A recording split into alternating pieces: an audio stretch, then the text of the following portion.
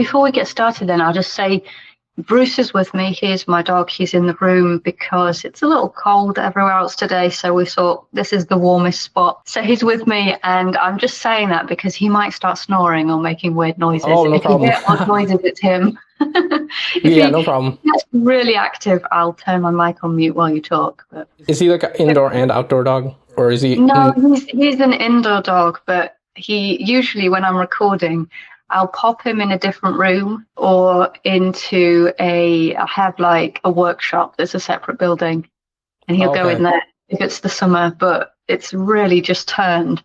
Like we had it kind of mild last week, and then it's dropped to minuses this week. Yeah. And we're all just getting used to the cold. I thought it'd be really harsh to put him in the barn, so. Oh yeah, I can.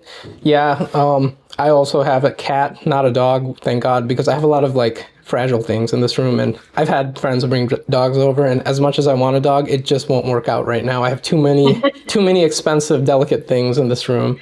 You not find the cat likes to play with them? Sorry, what? The cat, do you not find the cat a threat to the delicate stuff? No, he's only a threat to the rug. He'll scratch it up. Yeah, he'll scratch that thing up, and he has already, but it's whatever. I can't live without animals. Like, I've noticed that about myself. Like, this is literally who I am. Like, if you take animals out of my life, I get into mental ruts, and you bring some animals into my life, it changes my whole internal systems up. So right now I just have a cat, some fish, and a snake. I've had my snake forever. I'm never gonna get rid of her. She's like been with me for 11 years. People find that strange. I don't know. I love my snake. Some people are deathly afraid of snakes, and I respect that, because one time I showed a snake to a lady we had a family event, and she freaked out. Yeah, so I get the people have fear of it, but I love it. I love them. They're like dragons to me. Yeah. And then what else do I have a leopard gecko. Because this is the lowest number of animals I've ever had. This is a low number for me. It was bad in the past when I was in high school. I had a lot of reptiles and stuff. Then I shifted more so into a conservationist. It made no sense for me to I was heading into the direction of being an animal hoarder. So it was like, this is not actually what I want to do. Yeah. So I'm more so fascinated by ecosystems. And the whole reason I have a leopard gecko is I created a bioactive ecosystem for him. The substrate, it has beneficial fungi, bacteria, so it's like a self-sustaining, self-contained ecosystem. It's fascinating to me. Very low maintenance, and I mean, yeah, it's just fascinating to me. I can talk about that for a while, so I won't get into that. No, it's interesting. Yeah. Let me close that window real quick. So yeah, we're just going to introduce ourselves real quick. If you would like to introduce yourself first, I'll go next. Thank you. Yeah, so I'm Helen Fisher.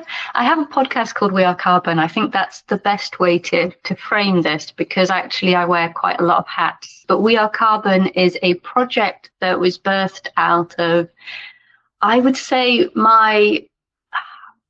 frustration at the start of it. It isn't it's more of a positive and optimistic outlet, but I think that the start of it was maybe a bit of frustration that everyone around me is talking about the problems, and did you hear this on the news, and everything is really sucking people into this place of despair, almost like just because something on the news focused them that way. And what I saw was really very different. I think I always have looked at the world in a different way, sort of like feels a bit upside down, and as a kid that felt like you're really pushing against things all the time. So We Are Carbon was kind of my outlet to say,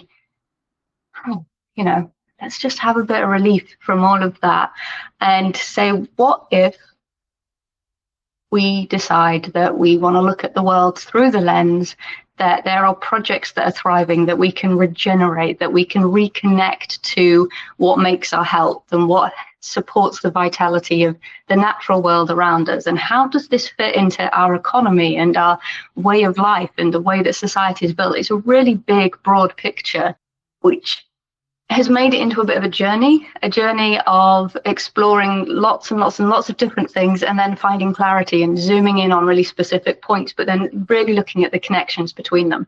So actually, We Are Carbon was a project after what I called Winglewood. Winglewood was my project of looking at the world. This is my viewpoint. This is my theory of change. And then We Are Carbon was me diving in and saying, what is happening in the world to demonstrate this, because I'm just a theorist, I'm a dreamer, and how can we actually give that a little bit of grounding? And We Are Carbon was an exploration and reaching out to people and learning very, very inspiring stories about regeneration, about success that people have had in different areas of the world and different focuses. So it's very broad. But I've done, I think, 4 seasons of the podcast now. And throughout that journey, have used my creative skills to focus what has become a line of thinking. How do we share regenerative knowledge? How do we make it more accessible? How can I support people who are doing fantastic things on the ground to share their story? How do we make it the norm to communicate in what feels like a different language of being holistic and seeing the world through a lens that everything's connected, that we are kind of abundant, but we're living through a lens of limit, because that really works for a capital society, a capitalistic economy. So it's broad, but in its loosest sense, I'm kind of saying, how do we rethink the way that we relate to one another? How do we rethink the way we relate to the world so that we can actually be in harmony and balance? And a lot of it to me feels very intuitive, but we have to kind of get the mind involved so that we can bring other people along on that journey and understand how is, what we're actually talking about here. It can't just be loose. It has to sort of dive deep into the facts and the science. And I've been really enjoying the process. Every single conversation that I have on the podcast opens new questions and new understandings and a new depth to it. So I just enjoy the fact that is, there's no end point in terms of the podcast itself, but along the way, there's always this clearer direction and this clarity of what I'm actually communicating and why I'm focusing in these areas. And I've got heaps of projects that are birthing, some of them at different places, but all of them because of the stepping out and saying, let's explore this, let's see what's happening that's positive, and let's learn from people who are really inspiring in this space. Have you always had that drive to be kind of like have this environmentalism mindset, or is this like a passion you stumbled upon at a certain age? Or because I've always been obsessed with wildlife, it's just like in my DNA, but I know some people may have gotten the passion along the way. I think it has always been there, and it's almost feels like it's not maybe from the same angle. It's a little bit more like I feel that we live in a synthetic world. And I'm really at odds with that. Like I can feel it making me ill if I walk into a room that's filled with VOCs. And so the norm of what I was surrounded by felt like it was making me ill. And I explored that. So I think it's more of a sense of, I feel part of nature, not like sort of trying to. And that's what you are. Yeah. Yeah. We've forgotten that, which is why I think we talked about this before, like I have a city limit, like a big city limit, which I love to visit the big cities, but I do have like a limit of like 2-3 days, and I need to get out of this environment. But that's also why I love to like go out in nature and stuff. I want to build a life for myself that's on the edge of like a metro city, but definitely not in it. I want to see like preferably mountains in my backyard and stuff, but that's kind of a big dream that I'm moving like one piece at a time toward. I'm very much so obsessed with sustainable systems of like basically energy flow, because it just makes so much sense. Like it's actually a waste of money not to have a sustainable system. You're like, if you like money, you should make sustainable systems, because money is being thrown down the drain at a rapid rate. Like fertilizers are not even needed in a lot of situations, and they're spending like millions of dollars just because they're stuck in the current ways of doing things. And it's just like, if we literally just change the system, it's a win-win in so many ways. But yeah, to really quickly introduce myself for people who are watching this for the first time, I'm a biologist and an artist. I've done field work in various ecosystems, including Africa, the jungles of Brazil. East Africa and the jungles of Brazil are where I've done field work with scientists and even indigenous communities such as the Maasai. Apart from those expeditions, I've done expeditions in Yellowstone with researchers again. So I've traveled extensively. I've seen all the places I've dreamed of seeing. In many ways, I've I'm done traveling for a while. But I'm glad I did it while I had the energy, and now I'm hunkered down in trying to improve my craft, which my chosen craft is YouTube videos, which is filmmaking. It's YouTube is an awesome place right now, depending on who you watch. But yeah, I'm also an artist. I've always liked to draw. I've always liked to paint, and mainly draw. But I'm a digital painter. Like, I've done my book cover through Procreate, and that wasn't ever something I felt like I could do as a living. But I realize now is actually a really good time to try to do like something artistic as a living, because the access of information and everything. So I know I'm a little all over the place. I'm 100% both a scientist and an artist. I'm a blend between the two, is what I've come to find. I can't choose one or the other, but that is what's developing my unique identity as I go forward in my journey and stuff. So that's what I do. I've self-published a book. I've done a lot. I've dabbled in a lot of things, and I'm just trying to make one thing work. I do have also a small food forest now, like right in our backyard. I have a food forest where we kept our chickens. So I'm into farming as well. So I'm also a farmer. A lot of things, which is why I'm trying to specialize in one thing to make that work. And that's my YouTube channel, Wildcore. It's a wildlife channel, and I post species-specific videos. And it's basically similar to channels in the niche of wildlife, like Animal Logic, that's a big one, Forest Galante, Brave Wilderness. I'm trying to be up there with those channels in the years to come, and I love it. I love the process of making videos now, because yeah, it's just the topic is something I have a deep fascination for, and I'm learning a lot about making videos. I'm going to be pivoting into a little bit more business-minded stuff while maintaining true to being an artist. So it's like holding a lot of things at once, overlapping it all. But it's possible. It's a rare thing, but it's definitely possible. A lot of like people I'm inspired by are both like Steven Spielberg. His movies are, you can tell they came from the heart, but they're also super successful financially and everything, and it allows him to do more of what he loves at a bigger scale. And that's basically why I want to do it. But I'm not like rushing to get there. I would not want to be anywhere else in position wise than where I'm at right now, because I'm growing so fast as a creator. Like, I'm just like growing like a plant in a pot super fast, and I don't want anybody to distract me right now. Yes, I know that feeling. Sorry, you can hear Bruce snoring. Is he getting loud? I can't hear it. Maybe the speakers are too far. Super comfy over there. Yeah, I think listening to you, so something I would say, and this is just maybe like, I don't know, slightly different generation, but looking back at the whole YouTube journey that I've experienced with other businesses, is from a strategy of creating content, being an artist, expressing something, you're also at the heart of that. Whether it's not quite now shaped, you will eventually get a really clear sense of what value you're offering to people. What is it that your business is about? And when you can do that, and when you can feel really clear on that value exchange, it really doesn't become a case of, have I got X amount of views on YouTube? It's, am I moving people with this content to an action that I am really kind of deliberate in? And that, I think, something that I learned many years ago, and I know that the landscape changes really year to year, but you don't need a massive following. You can have like 1,000 people really engaged with you. That's enough to carry forward a business plan that's very successful, especially when you've found your passion and you're putting together something that's really intentional.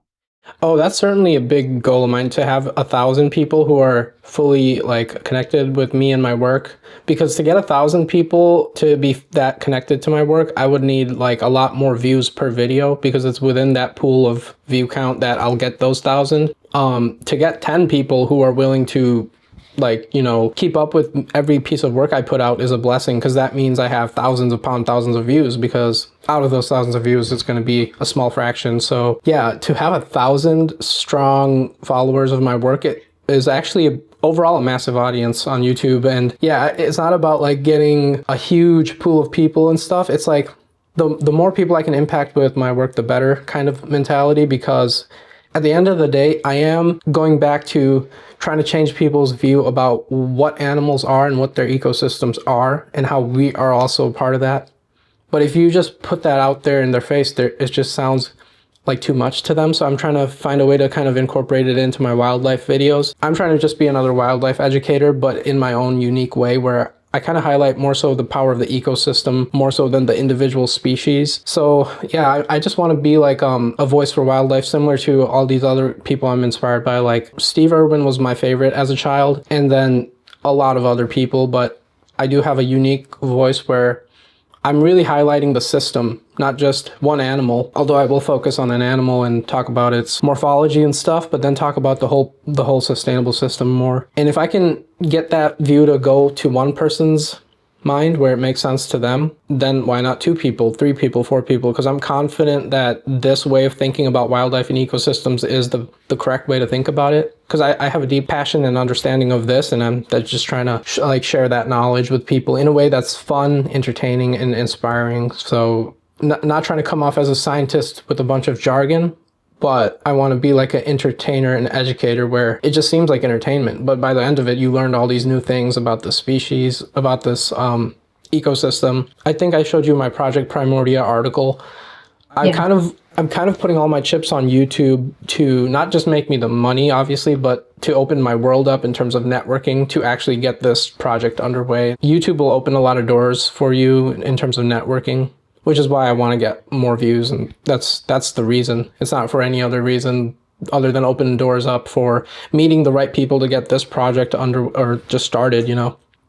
That's like further down the line. That will just be like, we're looking for land that can benefit from regenerative farming, and that's like a huge project that I definitely can't do by myself, but it's a conservation project, and I'm inspired by similar conservation projects that have done that. The Biggest Little Farm documentary, that was one that I was highly inspired by, and the Mossy Earth YouTube channel. Those are honestly the 2 organizations that I know that are doing similar projects to the one that I'm trying to do. So I want to contact them eventually and then see like where I can go with my idea in the most smart way, where I'm not at risk and I'm still making money just by being a creative, but I can start that venture and not be like tied to it, you know, because there's risk involved, and I'm very risk averse with how I'm going about it all. Yeah, and that makes sense. I think that there's definitely there's something sort of underpinning the vision that you've got, that it requires a bit of a slow, deliberate growth. Right. It's not something that you want to get a massive investment for to throw at something, because it's almost like a different paradigm, isn't it? And financially, if you can support yourself and invest along the way, then you'll be more sustainable in the long run. Yeah, YouTube is just my immediate goals, and that's my longer vision. That's just something I want to. Yeah.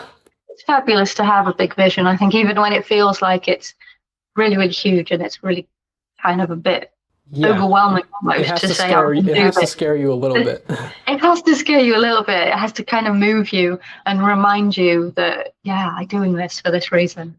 Right. And for me, that's Project Primordia, which is I'm trying to create like a regenerative farm that also operates with ecotourism. So it'll be a blend between like a zoo and a farm and an eco village. So it's something that does not exist that I'm trying to create. And it's like going to be its own thing where it's just going to be a super sustainable community.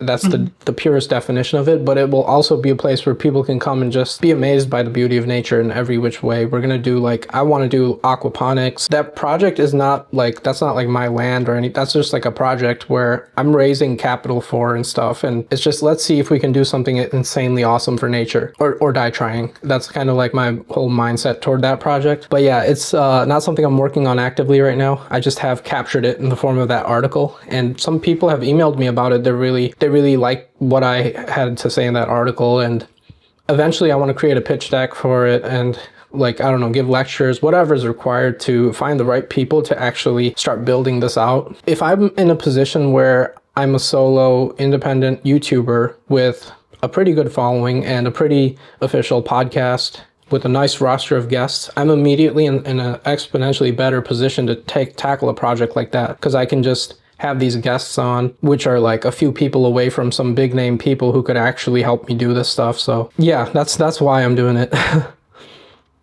Current projects that you're working on, what you're currently working on, would you be open to sharing that project wise?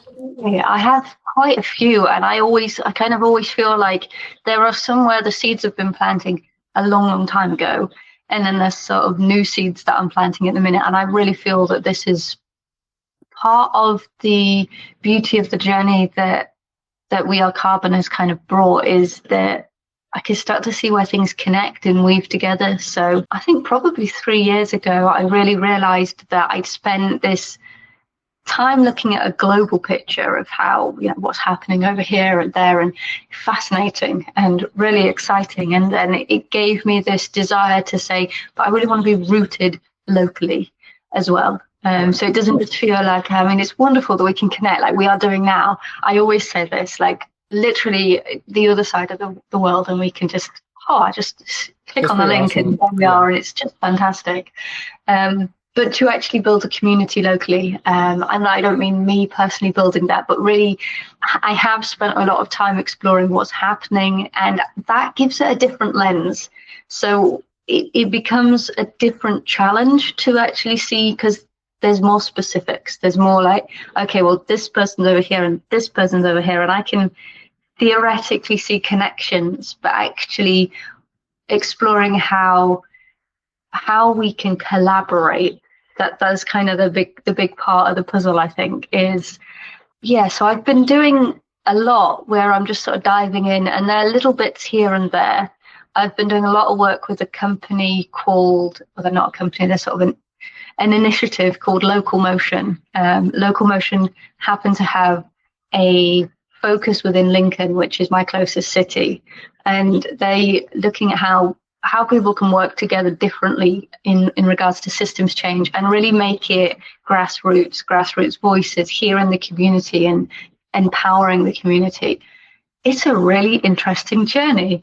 And so I've sort of been part of this in a small way. And this last few months have led an initiative within that's about local food and exploring how we can engage people with the power of food to look after the climate, look after communities, and I suppose also look after the local economy, because there's a lot of challenges in the food system, and it gives a really interesting lens to actually bring people together that are not engaged with the food system, and think about how you can share that magic. That there's really big potential on the subject of food to offer local connection and offer ways that people can heal and ways that they can support themselves and build resilience within a local area. And it's been just a few months, so it's just kind of really loose, but that's just one thing I think is worth highlighting, is when you look at things through a different lens, you're bringing the same principles, but you're looking at them with a different intention and a different group of people. And there's so much that can be learned through doing that. So I found that really interesting. And even within itself, looking at it from different perspectives. So we've been speaking to the people within the food system, alongside creating resources that engage the public to have conversations and explore ideas with one another. So that's one thing that I've been doing that feels a little bit unique for this year. I'm always exploring ideas on sort of completely changing the subject now, but a project around food forests.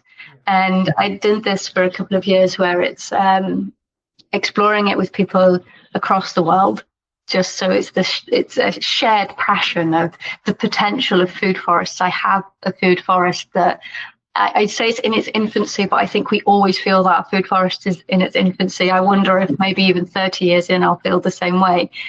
But the extraordinary, I suppose it feels to me like just huge potential, and it's huge missed potential if we do not recognize that it's like a gift to see a piece of green space or a piece of land and say, "Ooh, we could turn that into a food forest."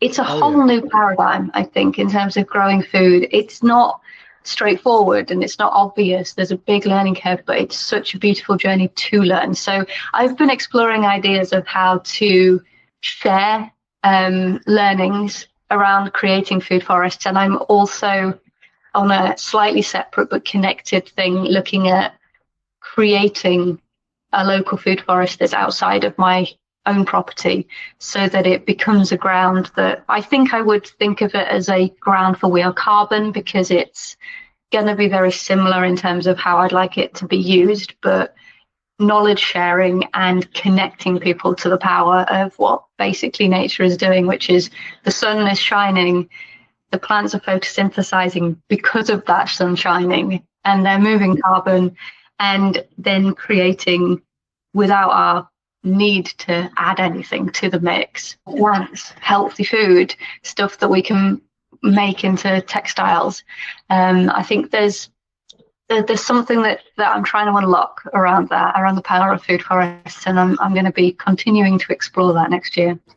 Yeah, that's awesome. I noticed you said like you look at an area and you said, "Oh, that could be a food forest." Because I have also done that a lot, like just driving around, and I'm just like, that could be a food, like that could be not necessarily a food forest, but at least an ecosystem of some sort that's way more productive than what it currently is. And I've always been kind of like that. Like the early stage I could remember, I had this view of the world that was like, we're destroying forests, deforestation, we're killing all the animals, and these gray concrete cities are being slapped on top of these ecosystems. That was kind of my worldview as a 5-year-old child. And I felt a strong sense of justice toward that. Like, I want to help protect the jungles.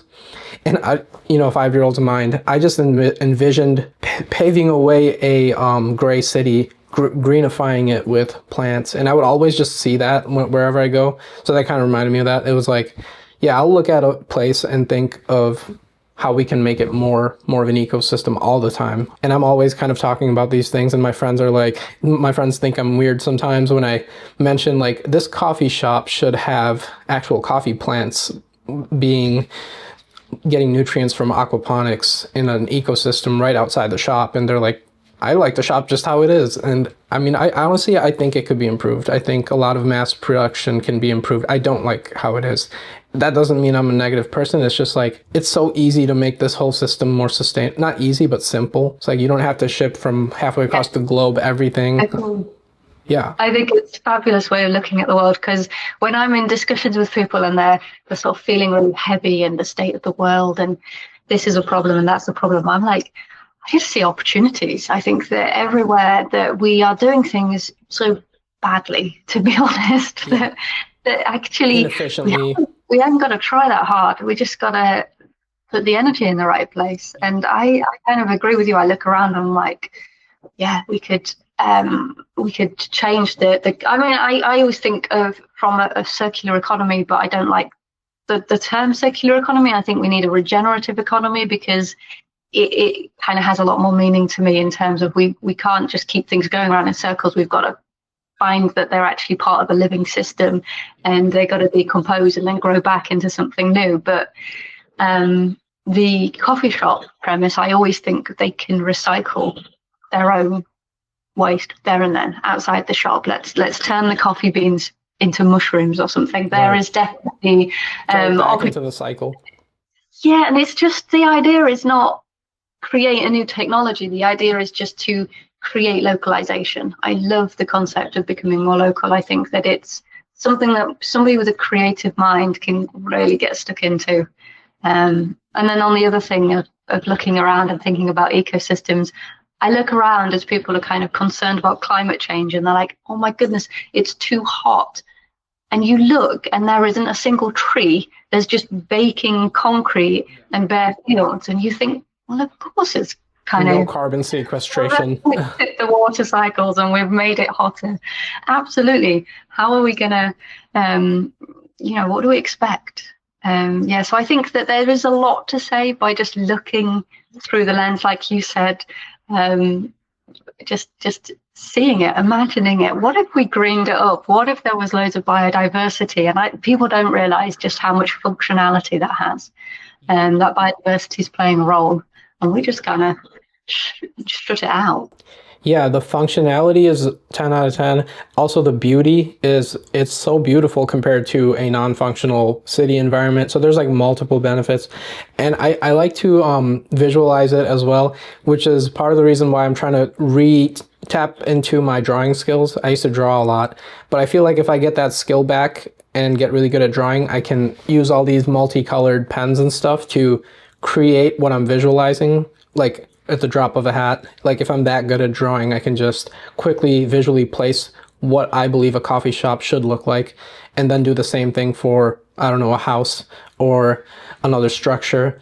I'm not that good of a drawer right now at this moment, so that's why I'm trying to get back into that.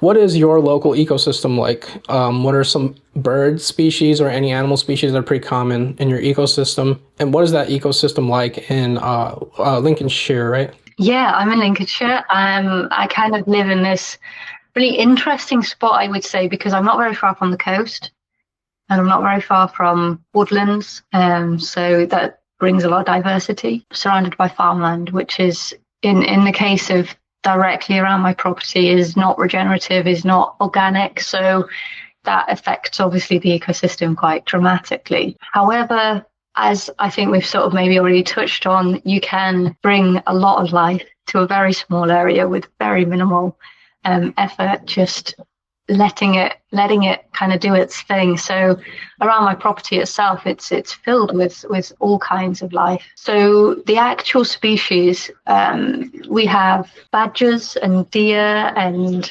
lots of different rodents, as I suppose you would expect in the natural habitats. We have owls, tawny owls, barn owls. I love how badgers look in England. They look different than American badgers.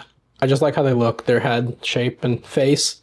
Yeah, they're very, very sweet animals. I mean, I don't think you'd want to get too close to them. They're obviously very, very, very wild, but yeah, they have digging very machines. Look, they are digging machines. Yeah. I want to see. Yeah, I an mean, England think animals badger. are carving wood, and it's kind of like that. That would be native. Yeah. And for where I'm at in Michigan, one of our most iconic species is a robin. It's just a bird with like a gray body, orange front part of the body, gray wings, and pretty normal looking bird. It's a beautiful bird, but it's our state bird. Other than that, we have white-tailed deer, a lot of them. It's crazy. What else? I mean, we have a bunch of birds in Michigan because we're in a migratory zone. They'll migrate through our county a lot. I saw throughout all my years of bird watching, I just saw recently the best species to me, which was a bald eagle, 2 weeks ago, and it stayed like for a few minutes. It was just soaring, and I just took a video. Why I come out here, man? That's a bald eagle.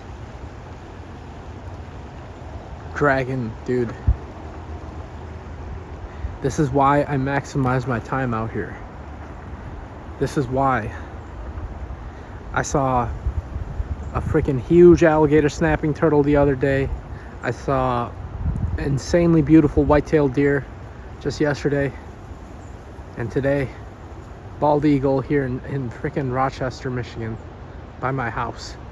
I'm actually headed to where he's flying toward.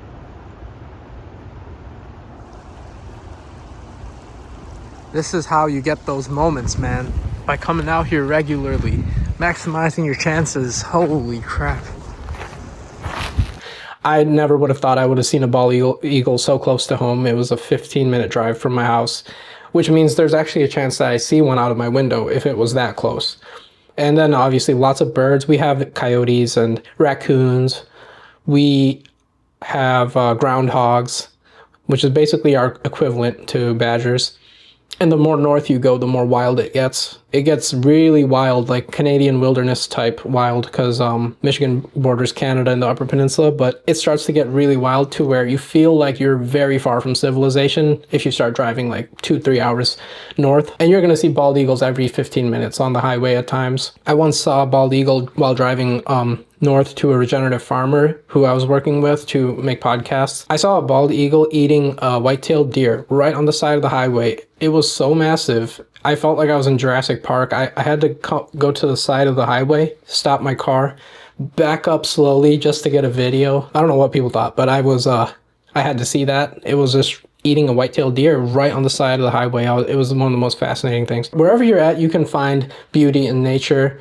It's not like you got to go to the wildest parts of the world to find that. That's just basically why I asked the question. Gosh, no. I mean, I think that one thing I would say for finding the wildlife in your area, it kind of comes to you if you start, wildflowers are a really beautiful way of initiating, because the native flora from your area will then attract the native pollinators and the insects and all of those small life. And then it's very quick that you notice the birds.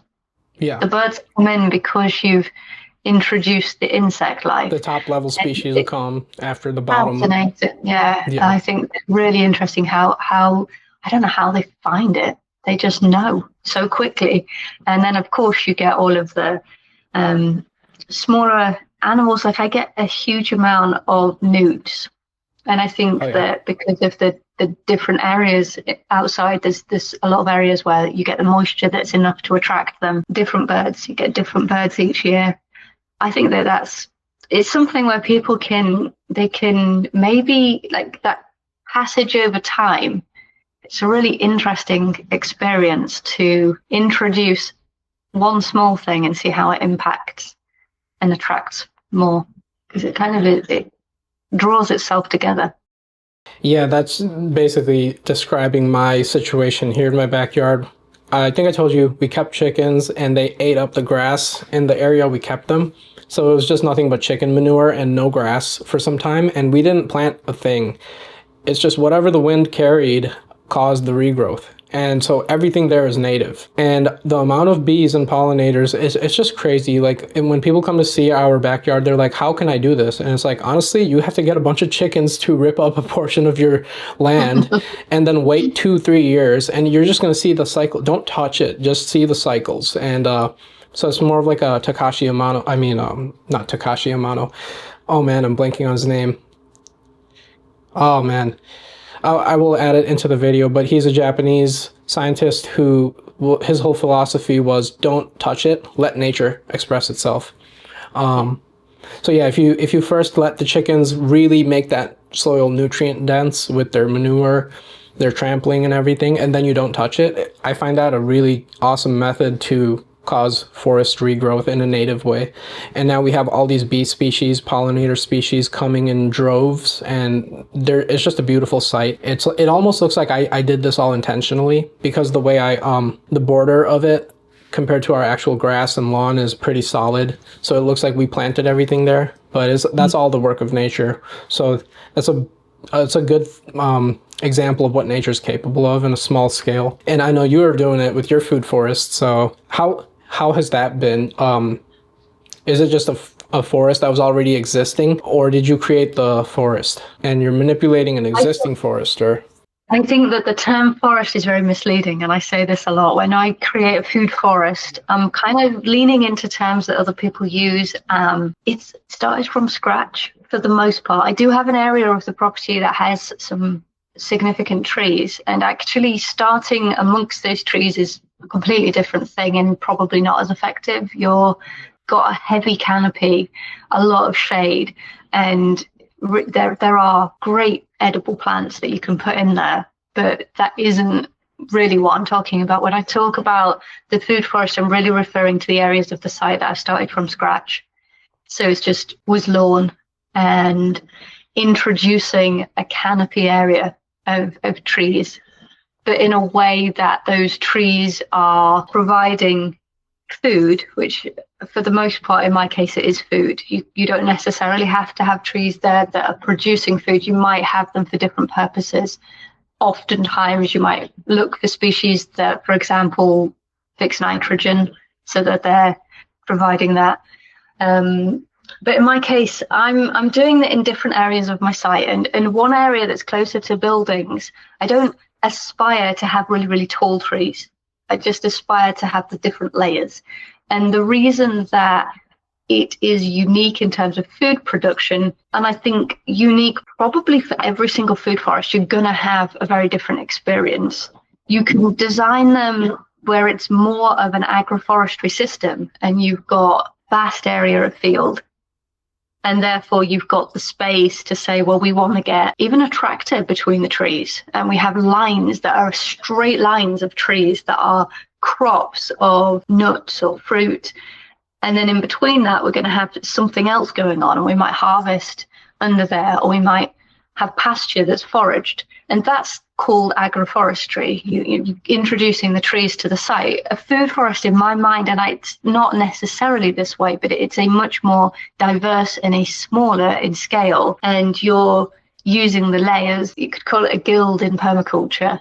But the unique thing about a food forest, in my perception of it, is that you are mostly perennial in nature. The foods that you put in there are perennial, and they are essentially creating a system of fertility amongst themselves. They're supporting one another. You're not touching the soil. You might have root crops in there, but for the most part, the soil is just building layer upon layer each year. And so you've got a lot of fungal networks going on, and it is very resilient in a very short time. The weather might be harsh, and you notice that in other areas around you, but it's kind of seemingly very little impact on the food forest. You kind of can go in there and harvest something at most times of the year, kind of reaching a bit of a limit at this time of year. We've got the frost coming, but there are actually some harvests out there that are just popping up. There are some perennial leeks that have only just kind of started in their season to push up. So over the years, I had much more diversity year on year, more plants, different species, and there'll be something to forage most of the time. It will be different. And you're not going in there and harvesting all of it. You're kind of, for the most part, I call it foraging because you're not going in and harvesting the plant. You're going in, you're taking a little bit, and you're leaving some for the wildlife, and you're leaving some just stood there to stay still. So yeah, I could talk about different parts of the food forest for a very long time. But yeah, it is a loaded question, and it's a complex topic, but I do like what you said about the actual forests blocking the sunlight, because that's the main energy source, so it's more difficult to do. So in my mind, I'm thinking more so about would meadows and valleys that are adjacent to a forest be the ideal spot for stuff like regenerative farming and food forests?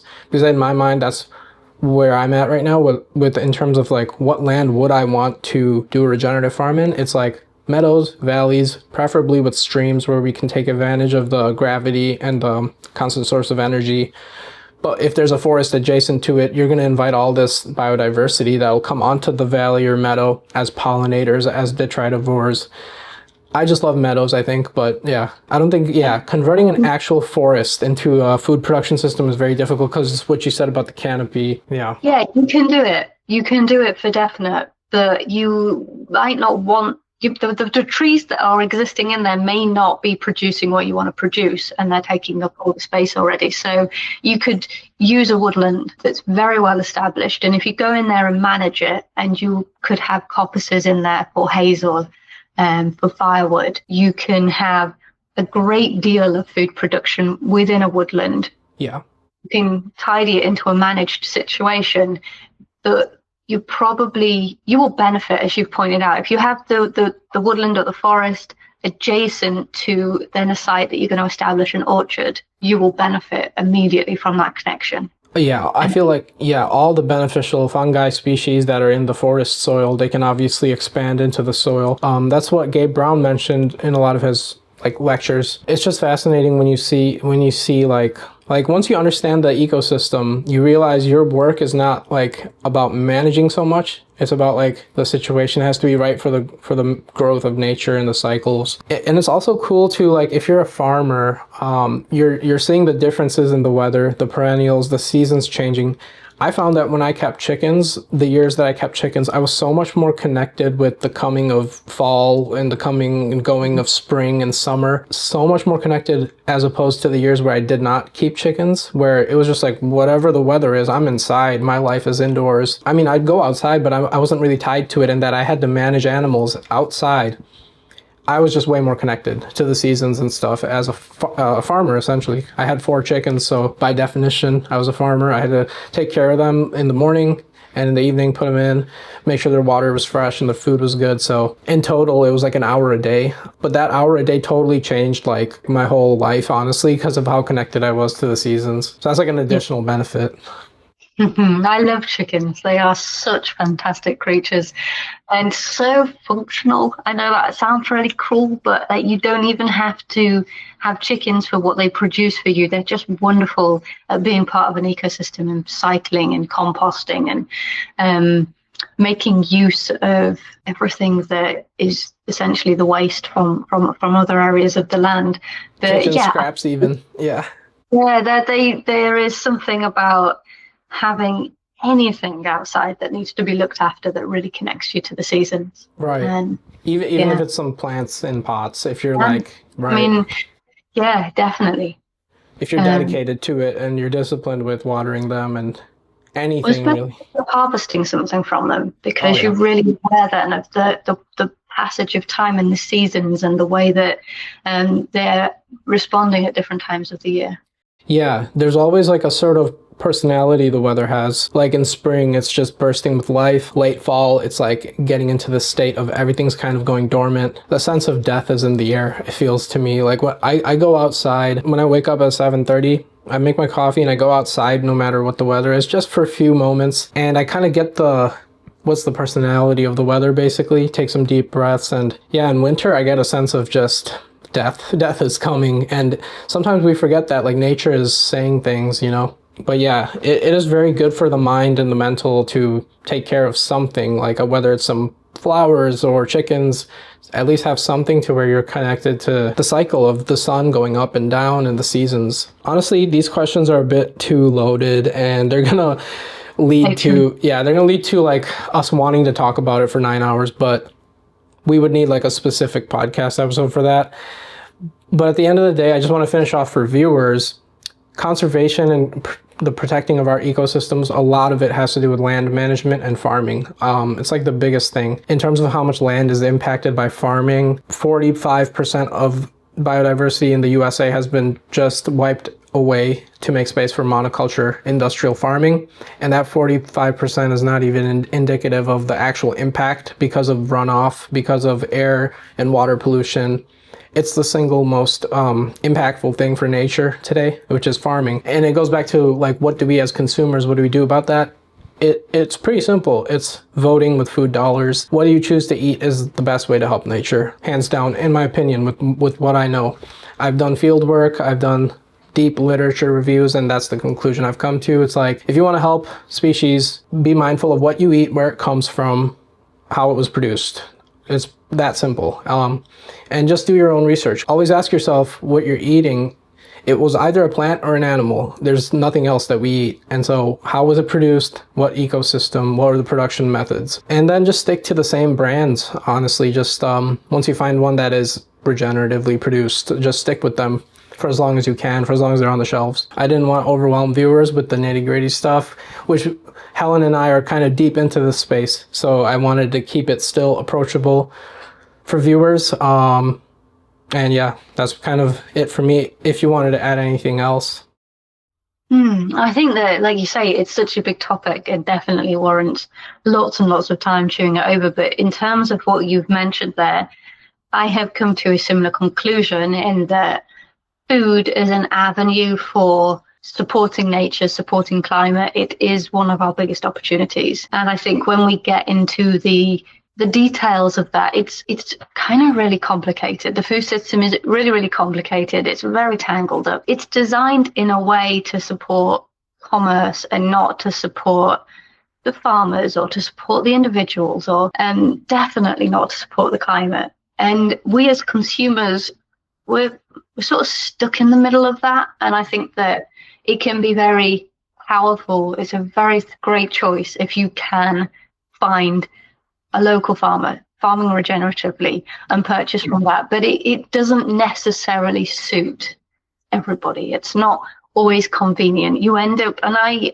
really absolutely set my heart on how can I get the best food? The best food, not just for the planet, but the best food for my body too, in terms of nutrition. And I struggle. I find it difficult. And oftentimes my solution is I will grow it myself. And that's absolutely not the solution to everybody. And this is why this work that I mentioned earlier, where we've got to kind of look at our local systems and how things are connected. There is a big angle there. There are so many people doing wonderful things around it, but if regenerative food is simply not available or simply not affordable, that's okay. There are better options, and one of the most fantastic things is, I think, engaging with community locally. Definitely. Simple tips: grow some herbs. We overstate the importance of calories when it comes to food instead of nutrition. And something like growing some herbs is fabulous for boosting, a bit of parsley to get some vitamins. Growing with community orchards, things like that. There is just a, big puzzle, but don't be off put by the idea of, well, there is this one size fits all. There isn't. The system's a mess. It needs to be changed. It is being changed. I see that a lot. And I think that just cluing yourself up to what's happening around you, what farmers are trying to do, how you can support that or be part of that is a really good thing to get into if you are interested in making your food purchases count. I see more and more regenerative labels on the shelves on the food stores, so that's a really good sign. And in my local community, we have the Bauer Farm. It's like a 90-acre fully regenerative farm. Like, they're doing stuff of all the regenerative permaculture schools. They have planting guilds. They're using it's a German word, I forgot. It's a method of dirt mounds, but they're also doing rotational grazing. Oh, sorry, what? Is it a hugelkultur that you're thinking? Yep, that's what it was. It's so complex, and like I told you, I've been in the trenches of long-form YouTube creation this whole year, so I've kind of left that space temporarily, but that is why I'm doing YouTube. It's to put more of highlight more of these things in my content, but that field is very complex and it's very fascinating. My local community, we are definitely in the right trajectory, but we have a lot of work to do in terms of people's mindsets. They're just like trying to get what's the cheapest, and a lot of that is like, you can't blame them because of the state of the economy, but it is definitely in the right direction. Like, there's more regeneratively labeled food options than ever before. So we're in the right trajectory for sure. And that's just, this podcast kind of paints the picture. I think the future is bright just because of the trajectory. So I'm just hopping on this bandwagon of trying to correct these big systematic changes. I'm not trying to do it all on my own. I've had that, I made that mistake of feeling responsible for way too much outside of my local environment, and it's not good for your mental health.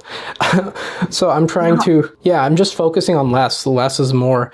And eventually I want to just start a farm, and literally just a house, some land, a dog, permaculture food forest, and the Project Primordia is separate. That's like my long-term goal. I'm just going to try it. It's not like I have to do it and make it work, but that's just I'm going to try it out. That's like, if you want to call me a dreamer, that's my dream basically. And I want to have like an on-farm podcast in that piece of land, wherever that may be. Right now, I pretty much love Michigan, but I also really love the Pacific Northwest, Oregon. I've traveled there.